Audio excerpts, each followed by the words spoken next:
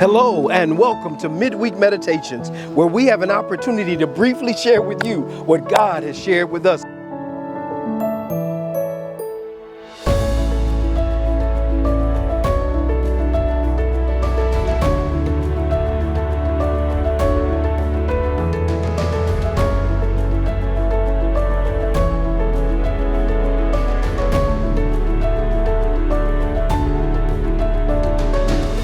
We've been in this series entitled Connections. We've been talking about the power of worship. And this past weekend, we explored the worship of Abraham and his son Isaac. You remember the story where Abraham was told by God, take your son, take your only son, and I need you to offer him as a sacrifice. And we found out that worship pays, but it also costs. And so there are three things that I wanted to share with you very quickly. First thing that we learned from that experience is the fact that worship is expensive. Oh, God told Abraham to give Isaac as a sacrifice. Worship is expensive. It costs something for you to worship God. And what it costs is for you to give your all to God. Then number two, we established that not only is worship expensive, but worship allows you to hear the voice of God. Oh my goodness. When we think about what Abraham was going through, he needed to know for sure that it was God telling him to do it and not somebody else. And I want to pause and tell you that you and I need to be able to discern between the voice of God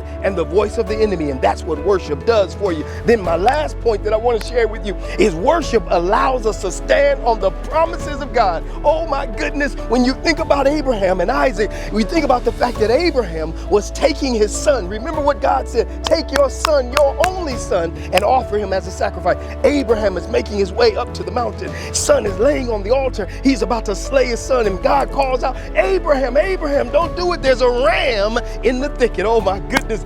Abraham had to learn to stand on the promises. What promises were Abraham standing on? Abraham was standing on the fact that the same God that was asking him to give a sacrifice was also told him that this boy that you're about to sacrifice, he is going to be the progenitor of the seed of Abraham. His seed will produce more people than all on the sands of the sea. And so Abraham understood that. Abraham knew that. And so he understood that if God is asking for me to sacrifice my son, he'll resurrect this boy. He'll make a way out of no way. And that's what I want to pause and tell you as I prepare to close, that whenever you talk about worshiping God, you need to understand that worship is expensive. Worship allows you to hear the voice of God, but also you and I, we need to plainly understand that when God asks us to do something, we can stand on his promises. And somebody told me, in God's word, there are over 7,000 promises that you and I can stand on. And I want to pause and give God praise for the promises that we can stand on.